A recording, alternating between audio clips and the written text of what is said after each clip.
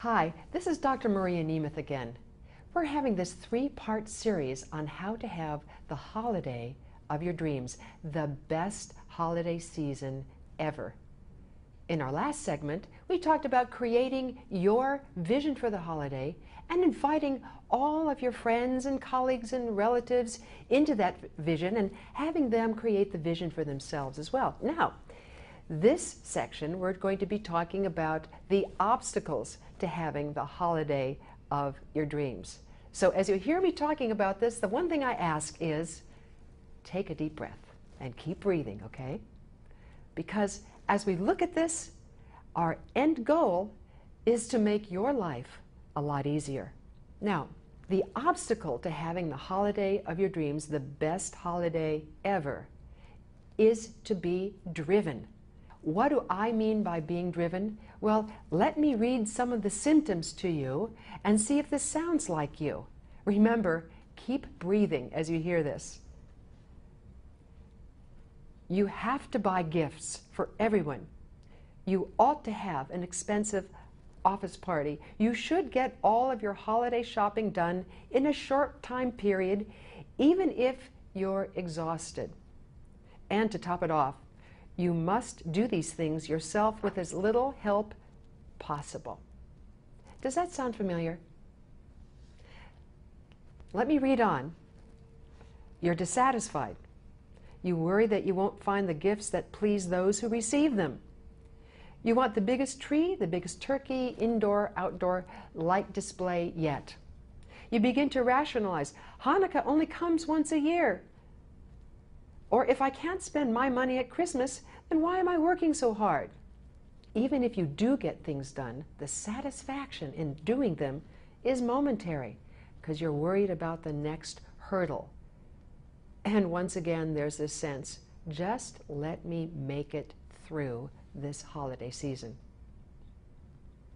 And finally, the things you do prepare for the holiday season, they seem insufficient, not good enough, no matter how hard you try. You have more and more to-dos that you pile up on your list. And the minute you scratch one of them off, you find 10 more to put in. Just let me squeeze a little more into this season. Oh, I have an extra 15 minutes. Let me see if I can run to the nearest department store and buy something just in case. Let me talk to you about just in case holiday spending. I have a friend who one day admitted to me, Maria, I have a closet filled of just-in-case presents. He said, it doesn't matter, people's birthday, Christmas, holidays, Hanukkah. He said, even for my friends celebrating Kwanzaa, I'll buy so many gifts because I don't want anyone to be left out. Many more gifts than there are people to give them to. And then I'll put them in my closet. And he said, you guessed it, I opened this closet one day and things started falling over on top of me. Those were all my just-in-case gifts. Does this sound familiar to you? Listen, if any of these things that I'm talking about sound familiar to you, you're not alone. Believe it. The thing that all of us go through during the holiday season is this sense of being driven.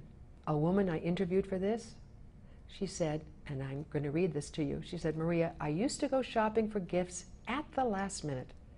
I'd usually get a holiday shopping high. Does that sound familiar to any of you? I never had a list, and I was only slightly aware of how much I wanted to spend on each person. I'd think, I'll spend $30 each on my brother's kids, but the $30 would somehow turn into $39.95, which is practically the same, I'd say to myself. I'd justify the amount by telling myself that the gift was too good to pass up. After I bought the gifts, I'd worry that the kids wouldn't like them, so I'd buy some stocking stuffers just in case. Another example, there never seemed to be enough time for shopping, this woman told me. I'd dash out during the lunch hour, grab things off the gift displays, and fight my way to the cash register. Sometimes I wouldn't even know the price until I signed the charge slip. But then I'd be so relieved that I got something that the price usually didn't matter. Of course, until January. Now, I don't know. I don't think that we want to have that kind of a holiday season, do we? And yet somehow we end up doing it that way. And you can see from this section how doing my holidays in this way could conflict with my holiday vision. So the third section is going to give you some tools that you can use to clear away that obstacle so that you can have that holiday vision become a reality. So make sure to join me for this third one. Thanks.